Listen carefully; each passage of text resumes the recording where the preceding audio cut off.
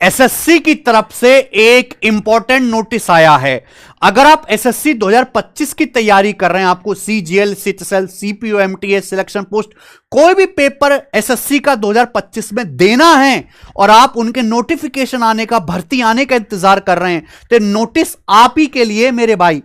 आपको पता है एसएससी ने पिछले साल ही 2024 में दिसंबर में 5 दिसंबर को एक कैलेंडर निकाला था 2025-26 के लिए मेरे भाई। ठीक है, ये पूरा कैलेंडर है जो एसएससी ने पहले ही निकाल दिया था लास्ट ईयर 5 दिसंबर को। इसमें यह लिखा हुआ था मेरे भाई कि आपका एडवर्टाइजमेंट यानी कि नोटिफिकेशन कब जारी होगा और आपका एग्जाम किस मंथ में कराया जाएगा।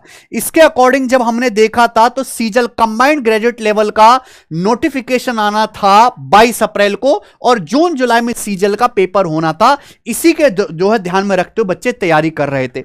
कंप्लीट डिटेल वीडियो भी हमने अपने यूट्यूब चैनल पे बनाई थी मेरे भाई, एसएससी 2025-26 कैलेंडर आउट, ये कंप्लीट वीडियो जो हमने बनाई थी। अब मेरे दोस्तों हुआ क्या है, एसएससी ने नया नोटिस डाला। ये नोटिस मैंने अपने टेलीग्राम चैनल पे डलवा दिया, एसएससी एग्जाम कैलेंडर 2025-26 नोटिफिकेशन। अब इस नोटिस में है क्या मेरे भाई, इस नोटिस में यह है कि एसएससी 2025-26 का जो कैलेंडर अब तक आया था, कह रही है उसे भूल जाओ, हम कैलेंडर को दोबारा रिव्यू कर रहे हैं, यानी कि यह कैलेंडर चेंज होगा। 2025-26 का कैलेंडर अंडर रिव्यू है और रिवाइज्ड कैलेंडर नई डेट्स के साथ बहुत जल्दी मेरे भाई शॉर्टली वेबसाइट, कमीशन की वेबसाइट पे डाला जाएगा। आप वेबसाइट जो है लगातार चेक करते रहें। पूरा का पूरा कैलेंडर चेंज कर रहे हैं, यानी कि जो एग्जाम शुरू होने थे मई एंड से, जून से लगातार सीजीएल, सीएचएसएल, सीपीओ सबके पेपर थे, उसमें भी चेंज आ सकता है मेरे भाई। अब इसके कई कारण हो सकते हैं। एक कारण तो यह है कि एसएससी में 2024 में सीजीएल में बहुत सारी खामियां रही हैं, उन खामियों को वो ओवरव्यू रिव्यू कर रहा है। दूसरा यह कारण है कि जो एसएससी का एग्जाम करवाती टीसीएस, टाटा कंसल्टिंग सर्विस, वो पहले क्वेश्चन बैंक भी बनाती थी और लैब्स भी प्रोवाइड करती थी जहां बच्चे पेपर जाके देते थे, लैब्स भी टीसीएस की होती थी। अब वेंडर चेंज हो रहा है, क्वेश्चन बनाने के लिए एसएससी एक नई कंपनी ला रहा है और लैब्स के लिए नई कंपनी ला रहा है, और ये जो है 2-3 को मिला के जो है अपना काम करवाएंगे कई सारी कंपनियों से। ठीक है जी, तो जब इतना कुछ चेंज हो रहा है, अभी एसएससी का डिसाइड ही नहीं है कि हम किस कंपनी से क्वेश्चन बनाएंगे या कौन हमारी सारी लैब्स अरेंज करेगा।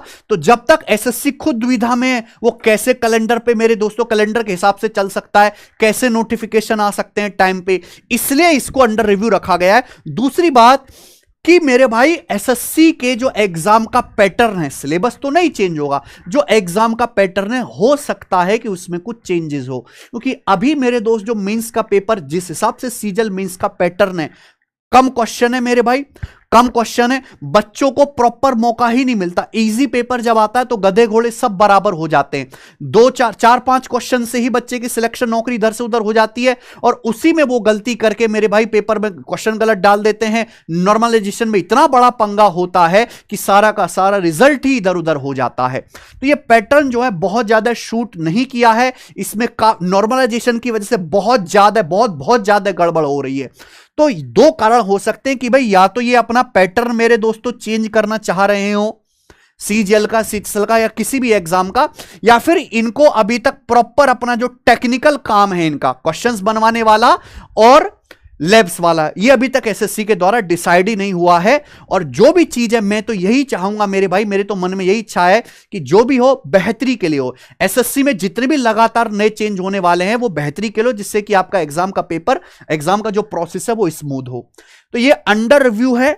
अगर कोई एक भी पेपर डिले होता है, मान लीजिए कि आपका सीजल का नोटिफिकेशन अब 23 अप्रैल को ना आके अगले महीने मई तक आता है, तो हर एग्जाम मेरे दोस्तों महीने एक महीने आगे खिसक जाएगा। ठीक है जी, पूरे के पूरे जो है, क्योंकि जब एसएससी का वन टाइम पे एक ही पेपर होता है, एक निबट जाता है, उसके बाद एसएससी दोबारा दूसरा पेपर कराती है, तो सारा जो है सारा कैलेंडर इधर से उधर चेंज हो जाएगा अगर एक में भी चेंज आता है। एक नोटिस तो ये है जो मैंने आपको बता दिया। दूसरा नोटिस मेरे भाई ये है जो मैं बता रहा हूं ये भी एसएससी की वेबसाइट पे आया है और ये अच्छा है मेरे दोस्तों, ये एसएससी ने नया चेंज किया है। अगर आपको पता हो तो यूपीएससी ने जो केस आया था ना, वो फर्जी आईएएस वाला, गलत डॉक्यूमेंट बना के और विकलांगता प्रमाण पत्र गलत बना के यूपीएससी में जो है नौकरी ले ली थी, उसके बाद यूपीएससी ने अपने फॉर्म भरने के प्रोसेस को बहुत कड़ा कर दिया है। तो एसएससी में भी इस तरह की चीजों की बहुत जरूरत है। आपको पता है जैसे सीजल कंबाइंड ग्रेजुएट लेवल का पेपर है, फॉर्म भरते समय एसएससी ये चेक ही नहीं करता कि आप फर्स्ट ईयर में, सेकेंड ईयर में आपकी ग्रेजुएशन हुई है कि नहीं हुई है, आपकी एज कितनी है। कोई भी आदमी, कोई भी एसएससी का फॉर्म भर सकता है, सीजल का फॉर्म भर सकता है। ये सब चीज एंड में चेक होती है जब उसका डॉक्यूमेंट वेरिफिकेशन होता है कि भाई इसकी तो एज ही नहीं थी या इसकी तो ग्रेजुएशन ही नहीं हुई है, डीवी में वो फेल हो जाते हैं। तो अब इन्होंने कहा है कि कमीशन ने डिसाइड किया है आधार बेस्ड बायोमेट्रिक ऑथेंटिकेशन, आधार बेस्ड बायोमेट्रिक ऑथेंटिकेशन एसएससी लगाने वाला है।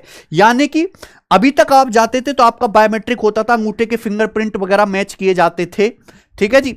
अब क्या होगा कि आप आधार बेस्ड बायोमेट्रिक ऑथेंटिकेशन लगाया जाएगा एसएससी की तरफ से। अब जितने भी एग्जाम होंगे उसमें आप खुद को ऑथेंटिकेट कर पाओगे आधार कार्ड पे। यानी कि कोई बच्चा एसएससी की वेबसाइट पे नया ऑनलाइन रजिस्ट्रेशन करता है, जिसे वन टाइम रजिस्ट्रेशन बोलते हैं, ओटीआर, वहां आप अपना आधार कार्ड यूज कर सकते हो और कोई भी फॉर्म भरते समय, एसएससी का कोई भी फॉर्म भरते समय भी आप अपना आधार कार्ड अपलोड करके खुद को ऑथेंटिकेट कर सकते हो। यानी कि जब आप एग्जाम सेंटर पे पेपर देने जाओगे तो आप आधार कार्ड से अपनी पहचान वेरीफाई करा सकते हैं कि जी ये मैंने फॉर्म भरा था, कि उनके पास पहले से आपकी डिटेल्स होती है, ये मेरा आधार कार्ड है, ये मैं खुद हूं, आप मेरी जो है ये वेरीफाई कर लीजिए। और ये कमीशन मई 2025 ऑनवर्ड्स जितने भी पेपर होंगे उन सभी में लगाने वाला है। लेकिन इसमें एक चीज मुझे समझ नहीं आई है कि सच आधार ऑथेंटिकेशन इज वॉलंटरी। वॉलंटरी का मतलब अगर स्टूडेंट की इच्छा है तो आधार कार्ड मेरे दोस्तों वो जो है लगाए, यानी कि फॉर्म भरते समय, ऑनलाइन रजिस्ट्रेशन के समय, वरना ना लगाए। अब वॉलंटरी नहीं, ये तो कंपलसरी होना चाहिए यार। वॉलंटरी का क्या मतलब कि भैया हम आपके फिंगरप्रिंट के निशान तो लेंगे ही लेंगे जब आप एग्जाम सेंटर पे आओगे पेपर देने, उसके साथ साथ आपको अपना आधार कार्ड भी लाना है। वो आधार कार्ड आप पहले से अपलोड करोगे और जब आप एग्जाम सेंटर पे आओगे तो आधार कार्ड हम मैच करेंगे, वो मैच करेंगे तो उसके बाद ही हम आपको पेपर देने देंगे। तो वॉलंटरी नहीं, कंपलसरी होना चाहिए। इससे क्या है कि आधार कार्ड में ना डेट ऑफ बर्थ होती है, सही डेट ऑफ बर्थ होती है, वो मान्य भी होती है आधार कार्ड में। अब कोई बच्चा फॉर्म भरते समय उल्टी सीधी अपनी एज डाल देते हैं तो वो चेक करने में आसानी रहेगी, प्रोसेस स्मूथ होगा, क्योंकि आधार कार्ड की जो एज है वही एज जो है फिर फाइनल मानी जाएगी जो आधार कार्ड में अपलोड है। तो ये प्रोसेस मुझे समझ नहीं आया कि इन्होंने वॉलंटरी क्यों किया है। सुप्रीम कोर्ट का आदेश है, तो सुप्रीम कोर्ट का आदेश का इससे एग्जाम प्रोसेस से क्या लेना देना। आधार कार्ड ना हो, देखो वोटर आईडी हो सकता है किसी का खो जाए, लेकिन आधार कार्ड तो सभी के पास होता है जो 18+ है, तो आधार कार्ड को उसमें कंपलसरी कर दें।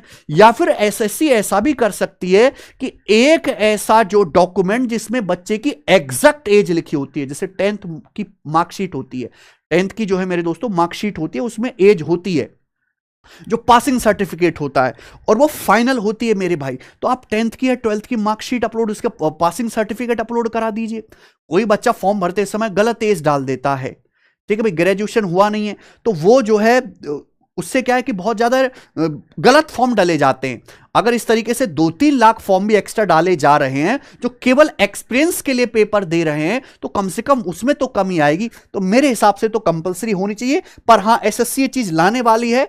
अब मेरे भाई कभी कभी प्रॉब्लम होती है कि अंगूठे मैच नहीं करते मेरे दोस्तों, है ना।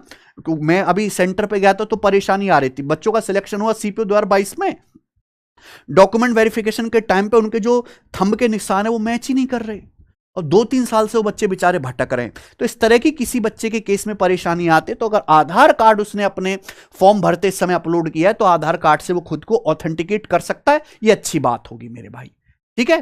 तो एसएससी की तरफ से ये 2 नोटिस है। चलो ये तो बाद की चीज है। जो बड़ा नोटिस है वो ये कि पूरा का पूरा एग्जाम कैलेंडर अंडर रिव्यू है और ये चेंज हो सकता है। और जो आपका एग्जाम मई जून से शुरू होने वाले थे, हो सकता है कि अब ये थोड़ा डिले हो जाए मेरे दोस्त हैं। हाँ, आज ही तो 16 तारीख है। हाँ, आज सिलेक्शन पोस्ट वाला नोटिस आना था, सिलेक्शन पोस्ट फेज 12 का, लेकिन अब वो आएगा ही नहीं। आज ही नोटिस आना था 16 तारीख को, 23 तारीख को आपका सीजल का आना था, लेकिन अब ये नहीं आ पाएगा जब तक ये पूरा रिव्यू नहीं कर लेते, एसएससी की खुद की बातें नहीं सुलझ जाती, तब तक अंडर रिव्यू रहेगा। और बहुत ज्यादा टाइम नहीं लगेगा। आप ये सोचो कि 3-4-5 महीने डिले हो गया, मुश्किल से महीना 1.5 महीना ही ये डिले होगा, उसमें सारी चीजें जो है शॉर्ट हो जाएंगी। और जैसे ही कोई नया कैलेंडर आएगा मैं आपको इस चैनल पर बताऊंगा सबसे पहले, तो आप चैनल को सब्सक्राइब कर लीजिएगा, तैयारी में लगे रहो। अगर आप इस चीज का इंतजार करो कि पहले कैलेंडर आने दो, कैलेंडर के बाद नोटिफिकेशन आएगा, हमारा फॉर्म भर जाने दो, फिर फॉर्म भर जाने के बाद हम इस चीज का इंतजार करेंगे कि टीयर 1 की एग्जाम की डेट कब आ रही है, तब हम अपनी पढ़ाई शुरू करेंगे, तो आप महामूर्ख हैं। जो पढ़ने वाला बच्चा है, जो नौकरी लेने वाला बच्चा है, वो इन सब पचड़ों में पढ़ ही नहीं रहा। हम एसएससी में लाख कमियां हैं, लेकिन एसएससी में एक बात अच्छी है कि एग्जाम टाइम से, रिजल्ट टाइम से, पेपर टाइम से, हर चीज टाइम से हो रही है और बहुत जल्दी प्रोसेस हो जाएगा मेरे भाई, बहुत ज्यादा टाइम नहीं लगेगा। और सिलेक्शन उसी का होगा जो अभी से पढ़ रहा है। तो सीरियस होकर लगातार पढ़ते रहो मेरे भाई, टाइम वेस्ट मत करो बिल्कुल भी, क्योंकि जो भी होगा पढ़ने से ही सिलेक्शन होगा मेरे भाई, बाकी सारी चीजें सेकेंडरी हैं, पढ़ना ही प्राइमरी है।